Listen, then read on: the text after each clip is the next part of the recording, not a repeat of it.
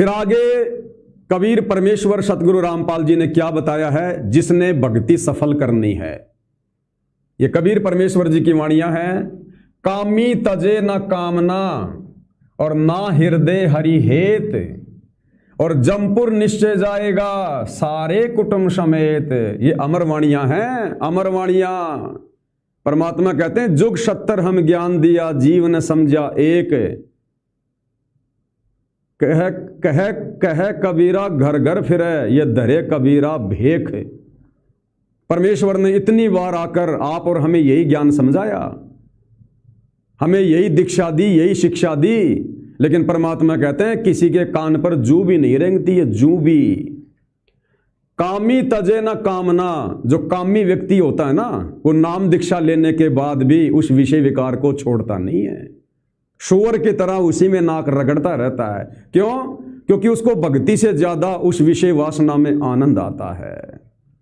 तो जो कामी व्यक्ति होता है वो काल का पक्का गुलाम होता है, भले वो सतगुरु से नाम दीक्षा क्यों ना ले लेता है। एक भगत ने कहा कि गुरुदेव मैंने आपसे नाम ले रखा है, बहुत वर्ष हो गए भक्ति करते हुए, लेकिन गुरुदेव मैं निश्चल नहीं हो पा रहा, मेरे काम नहीं बन रहे, और मैं आपको बहुत मानता हूं मैं आपको। तो गुरुदेव ने कहा कि बेटा तू मुझे तो बहुत मानता है, लेकिन तू मेरी बात एक भी नहीं मानता। तो सतगुरु को मानने से बात नहीं बनेगी। चाहे सतगुरु रामपाल जी की गोद में जाके बैठ जाना सतलोक आश्रम धनाना में, सार नाम क्या, चाहे सार शब्द ले लेना। सतगुरु की बात मानने से, सतगुरु के सत्संगों पर अमल करने से, सतगुरु की वाणियों पर अपने जीवन को ढालने से बात बनेगी, मोक्ष मिलेगा। सतगुरु के पास दिन में 20 बार जाकर दंडवत करके आशीर्वाद लेने से बात नहीं बनेगी। जो विधि सतगुरु ने बता दी है काल के जाल को काटने की, इन विषय विकारों से दूर होने की, मोक्ष प्राप्ति की, उस विधि से बात बनेगी। जिस प्रकार रोगी व्यक्ति को डॉक्टर गोली दवा दे देता है और साथ में कुछ परहेज बता देता है, अब भैया वो गोली दवा खाओगे, परहेज निभाओगे तो रोग कटवाओगे, बाकी चाहे डॉक्टर के घर पर उसकी गोद में जाके बैठ जाओ, रोग नहीं कटेगा। तो जो व्यक्ति सतगुरु से नाम उपदेश लेने के बाद भी काम, क्रोध, लोभ, मोह, अहंकार यानी विषय वासनाओं से दूर नहीं होता है, ना हृदय हरिहेत, उसके हृदय में परमेश्वर के प्रति वो प्रेम कभी उमड़ ही नहीं सकता। जो प्रेम परमात्मा चाहते हैं कि भगत का मेरे प्रति, अपने सतगुरु के प्रति उमड़े, वो प्रेम कभी उमड़ ही नहीं सकता। वो केवल जुबान से परमात्मा परमात्मा कहेगा। जैसे परमेश्वर की वाणी है कि जो कामी होता है ना, कामी भगत, कामी केड़ा वृक्ष है, अंदर से थोता, और सतगुरु कहत है ज्यों पिंजरे का तोता। जो कामी भगत होता है वो केले के पेड़ की तरह होता है, केले के पेड़ की तरह। केले के पेड़ का जो तना होता है वो थोता होता है, उस पर परत पर चढ़ी होती है, उसमें कोई मजबूती नहीं होती है। जैसे नीम का और बरगद का पेड़ होता है, वैसे केले का पेड़ नहीं होता।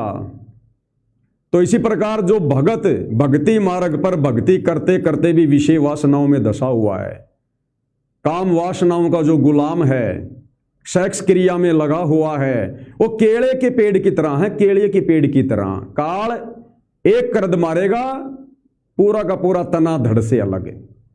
तो कहते हैं जो कामी भगत होता है वो अंदर से भक्ति से खाली होता है, भले वो कितनी भक्ति करे, कितना मंत्र करे, कितना सुमरण करे, लेकिन केले के वृक्ष की तरह वो अंदर से थोता होता है, उसमें भक्ति धन जमा नहीं होता है।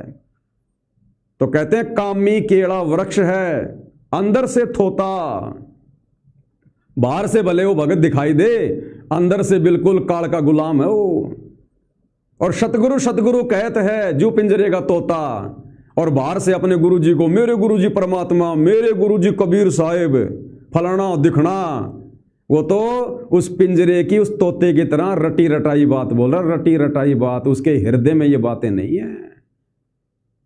तो कहते हैं कामी तजे ना कामना। जो काल का गुलाम भगत होता है ना, वो कभी भी काम वासना को नहीं त्याग सकता, सतगुरु की शरण में आने के बाद भी, ये पहचान होती है। और ना हृदय हरिहेत, उसके हृदय में सतगुरु के प्रति वो प्रेम नहीं होता, हो ही नहीं सकता, क्योंकि जिसके हृदय में काल बैठा हुआ है, जब तक भगत काम वासना में रत है, संभोग क्रिया में रत है, उसके हृदय में सतगुरु बैठ ही नहीं सकता, क्योंकि उसके हृदय में तो वो गंदी जगह है, गंदगी।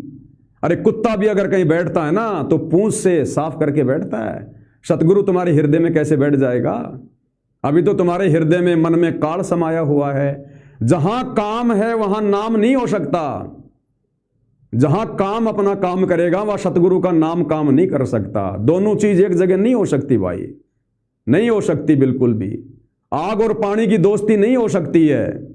तो काम वासना वाले भगत के निकट सतगुरु नहीं होता है, तो उसके हृदय में गुरु के प्रति वो प्रेम नहीं हो सकता जिस प्रेम के चलते गुरु उस पर मेहर बख्शेगा, उसको ग्रेस मार्ग देगा, उसकी भक्ति को जमा करेगा। तो कामी भगत कभी भी अपने गुरु जी के प्रति अपने हृदय में वो प्रेम नहीं उपजा सकता जिस प्रेम की आवश्यकता होती है। जमपुर निश्चय जाएगा, फिर उस भगत के साथ क्या होगा? जमपुर निश्चय जाएगा। आप देख लो सतलोक आश्रम से जुड़ी संगत की किस प्रकार दुर्गति से मौत हो रही है। भाई और बहनों, मुझे एक भी भगत ऐसा बता दो जो सहज मौत मर रहा हो। सब के सब अकाल मौत मर रहे हैं, क्योंकि ज्यादातर भगत काम वासना के गुलाम हैं। अगर काम वासना के गुलाम नहीं है, किसी मजबूरी वश, तो अन्य प्रकार की मर्यादा तोड़ रखी है, जिस कारण से हर भगत की कोऑर्डिनेटरों तक की कैसे दुर्गति से कुत्ते वाली मौत हो रही है जो सतलोक आश्रमों से जुड़े हैं। क्यों? क्योंकि भगत समाज अपने गुरु की वाणियों पर चल ही नहीं रहा है। तो ऐसा भगत जमपुर निश्चय जाएगा, काल के लोक में निश्चय जाएगा, सारे कुटुंब समेत।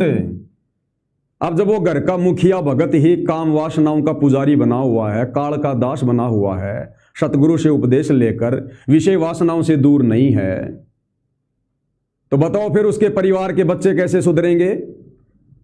अरे फिर उसका परिवार कैसे सही रास्ते पे चलेगा जब वो खुद ही अभी सूअर की तरह गंदगी में नाक रगड़ रहा है? तो जो दुर्गति उसकी हुई है, आगे चल के वही दुर्गति उसके परिवार की होगी। यानी सारा का सारा परिवार कहां जाएगा? यमपुर, नरक के लोग।